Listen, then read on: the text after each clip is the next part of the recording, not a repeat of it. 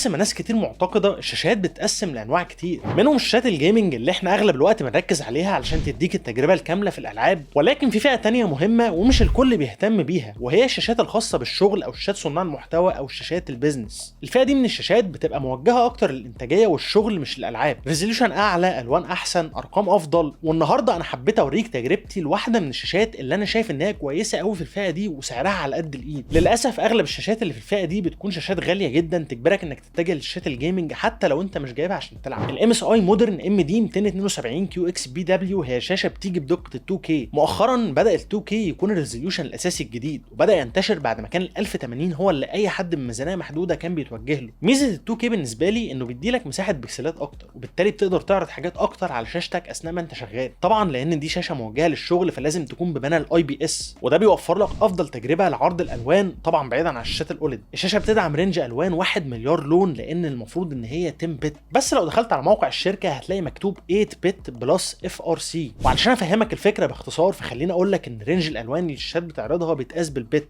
عندك ال 8 بت وال 10 بت وفي شاشات 12 بت كمان. لو مثلا هنعبر عن الوان الار جي بي برقم بنقدر نبدل بينه، فهتلاقي انك في العادي بيكون عندك 3 الوان احمر واخضر وازرق، وكل لون منهم له قيمه من 0 ل 55. كل ما الرقم اتغير كل ما درجه اللون اتغيرت. الشاشه بتعرض لك الالوان اللي انت بتشوفها عن طريق ان هي بتدمج ما بين الالوان دي. عايزك تتخيل معايا ان الشاشات ال 8 بت بيكون رينج كل لون فيها من 0 ل 55، وده بيسمح للشاشه ان هي تعرض حوالي 16 مليون لون. 255 في 255 في 255 هيطلع الرقم اللي انت شايفه قدامك ده عدد الالوان بالظبط. طب تخيل لو الشاشه عايزه تعرض الوان اكتر، ولا نفترض مثلا لون بالرقم الخمسة والستة، ساعتها الشاشه مش هتقدر تعرض اللون ده. الفكره بقى ان الشاشات ال 10 بت رينج اللون فيها من 0 ل 1024 مش ل 255. لو قسمناها على 255 فهتلاقي ان انت عندك 4 درجات زياده بين كل لون والتاني. ممكن تتخيل مثلا ان انت هتتنقل من 5 ل 5 وربع ل 5 ونص ل 5 75 وهكذا. وده بيدي الشاشات دي قدره ان هي تعرض لحد 1 مليار لون. 1024 في 1024 في 1024 هيظهر قدامك الرقم او عدد الالوان اللي الشاشه 10 بت بتقدر تعرضه. كل اللي انا حكيته لك ده بقى علشان افهمك معنى كلمه اف ار سي اللي مكتوبه في الشاشه دي. الاف ار سي هي خاصيه بتسمح للشاشه ال 8 بت ان هي تحاكي الشاشات ال 10 بت، وده بيتم عن طريق انها لما بتحب تعرض لون ما بين الخمسه والسته مثلا بتفضل تبدل ما بين اللونين بسرعه في كل بكسل. ده بيخلي عينك تشوف لون ما بين اللونين اكنك عرضت مثلا 5 ونص، ولكن تظل الشاشه هي شاشه 8 بت ولكن بتعرض رينج الوان اوسع شويه بالطريقه اللي انا قلت لك عليها. الفكره بقى ان الشاشات ال 10 بت بتكون شاشات غاليه جدا، وفكره انك عندك تقنيه زي دي هنا فهي حاجه كويسه. لو بصينا على معايير الالوان فهتلاقي ان الشركه بتقول ان الشاشه جايبه على الاس ار جي بي 115% بكونتراست ريشيو 1000 ل1 وسطوع بيوصل ل 400 نتس، ولكن لما دورت على اختبارات الشاشه الحقيقيه لقيت ان هي جابت 94%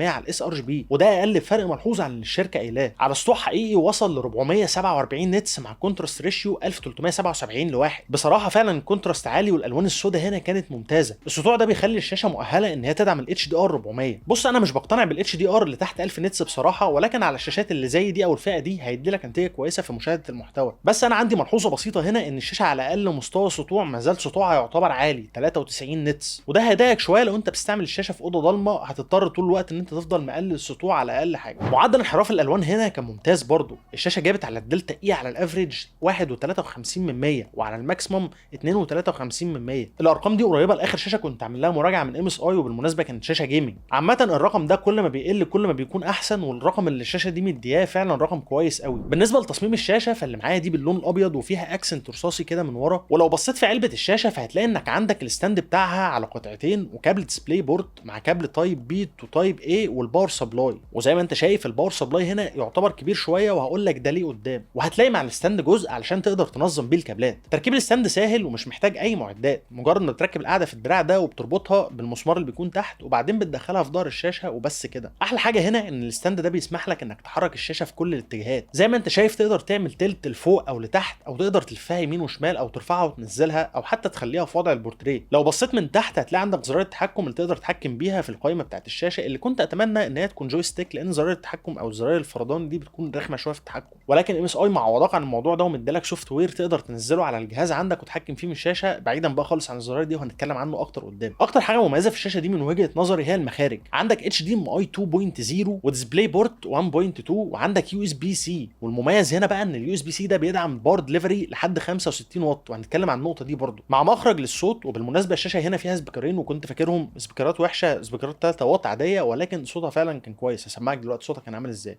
بما ان هي اختصار الفيرتشوال برايفت نتورك ببساطه هو برنامج بيغير الاي بي بتاعك بحيث ان هو يقول للموقع اللي انت بتحاول تفتحه انك بتفتح من مكان غير مكانك الحقيقي، وبالتالي ده بيوفر لك امان اكتر وبيخليك تقدر تفتح المواقع المقفوله زي ما قلنا. انا النهارده جايب لك احسن برنامج في بي ان مجاني ممكن تستخدمه على البي سي وهو بلانت في بي ان، واللي بيميز البرنامج ده عن باقي البرامج هو سهولته. يعني انا شايف ان صوتها ده تقدر تعتمد عليه لو انت مثلا بتتفرج على محتوى كورس فيديو اي حاجه، لكن مش تقدر تعتمد عليه طبعا في الشغل او في اللعب. عندك هنا مدخلين يو اس بي 2 تقدر توصل عليهم الماوس والكيبورد بتوعك. كابل اليو اس بي تايب بي اللي هنا بتحتاجه علشان تقدر تتحكم في اعدادات الشاشه من البرنامج بتاعهم، وده بيخليك ما تعملش كتير مع الزراير اللي في الشاشه من تحت زي ما قلنا. عندك هنا كل الاعدادات اللي انت محتاجها. انا اثناء استخدامي للشاشه ما كنتش مغير اي حاجه في الاعدادات، كنت سايبها على الستوك. عندك هنا كمان خاصيه اسمها كي في ام سويتش بتمكنك ان انت تبدل ما بين جهازين بضغطه زرار، لان الشاشه دي زي ما قلت لك بتدعم اليو اس بي سي والباور دليفري، فانت لو مستخدم لابتوب وعايز تركبه على الشاشه دي فالموضوع هيكون بسيط جدا. هي مجرد وصله واحده بتوصل الباور لللاب وبتنقل الصوره للشاشه، ولو عندك كيبورد وماوس موصلهم على الشاشه فتقدر تتحكم بيهم على طول من غير ما توصل اي حاجه في اللاب بتاعك. لو عندك بقى بي سي كمان موصل بالشاشه دي بكابل تاني فتقدر بضغطه زرار ان انت تبدل الشاشه بكل الاكسسوارات بتاعتك من جهاز لجهاز. الموضوع ده ممكن ما تحسوش مفيد بالنسبه لك، ولكن في ناس كتير بتشتغل على لابات والموضوع ده هيكون مفيد قوي ليها. يعني في ناس مثلا بتاخد اللابات بتاعتها الشغل معاها، وبعد ما بيخلص شغل في المكان اللي هو شغال فيه بيرجع البيت بيبقى عايز مثلا يكمل الشغل او عايز حتى يستخدم اللاب عادي. فالموضوع هنا بسيط، مجرد ما هيوصل كابل يو اس بي سي في الجهاز او في اللاب بتاعه الشاشه وكل الاكسسوارات بتاعته هتشتغل، خصوصا بقى لو هو عنده كمان بي سي فهيقدر يبدل ما بين الجهازين باختصار بسيط خالص هيعمله من خلال السوفت وير. عندك هنا كمان خاصيه الاي كير بتقلل اللون الازرق اللي بيطلع من الشاشه عشان ما توجعش عينك. انا مشكلتي مع الخاصيات اللي زي دي ان هي بتغير الوان الشاشه، ولكن لو انت بتستخدم الشاشه كتير هتتعود عليها مع الوقت وفعلا هتريح عينك. خلي بالك سطوع الشاشه هنا عالي، مش هتقدر تستخدمه زي ما قلت لك لو مشغلها على 100% طول الوقت وفاتح صفحه بيضاء. نفس الاوبشنات اللي عندك في البرنامج هي اللي عندك في الاو اس دي بتاع الشاشه. برضو ام اس اي حاطه هنا شويه مميزات عشان تخلي بالك من صحتك.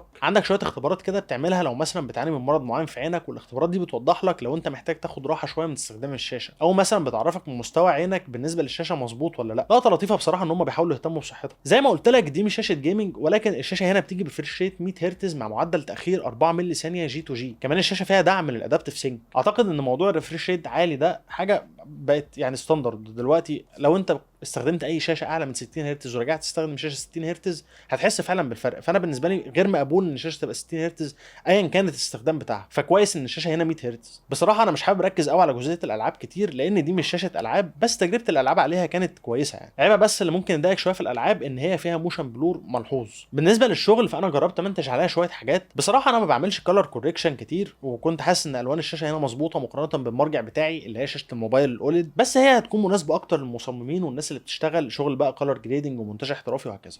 من خلال تجربتي اقدر اقول لك ان دي شاشه هتدي لك كل اللي انت محتاجه لو انت شخص بتشتغل على جهازك ويهمك الالوان. هتكون مفيده اكتر لو معاك لابتوب فيه يو اس بي سي بيدعم الشحن بحيث انك تقدر تستخدمه معاها من غير وجع دماغ. برضو انا مؤخرا كنت بفكر اجيب جهاز ماك ميني، وكنت محتاج فعلا شاشه اقدر ابدل فيها ما بين سيستم البي سي والماك. فالموضوع هنا هيكون سهل لان الموضوع بيتم بضغط الزرار. الشاشه مش هتكون انسب حاجه للجيمنج، ممكن تلعب عليها مثلا لو انت جايبها للشغل، ممكن في وقت فراغك عايز تلعب لعبه ولا حاجه تقدر تلعب عليها عادي، ولكن مش هيكون ليفل اللعب الاحترافي. سعر الشاشه دي في مصر دلوقتي وقت تصوير الحلقه هو 12600 جنيه او ما يقارب ال $250، وبالمواصفات دي فسعرها معقول قوي، خصوصا ان الشاشات اللي بتقدم ميزه الباور دليفري على اليو اس بي سي قليله في الفئه دي. حابب اسمع رايك، هل انت شايف ان دي شاشه هتكون مناسبه لشغلك، ولا شايف ان في حاجه تانية بنفس السعر هتكون احسن، ولا من رايك ان انت تشتري شاشه جيمنج بقائم الوان كويسه وخلاص؟ هستنى اسمع رايكم تحت في الكومنتات. لو عجبك الفيديو ما تنساش اللايك وسبسكرايب، ولو عندك اي سؤال او استفسار سيبولي في كومنت وانا هرد عليك. كان معاكم يوسف، اشوف الشكر على خير، مع السلامه.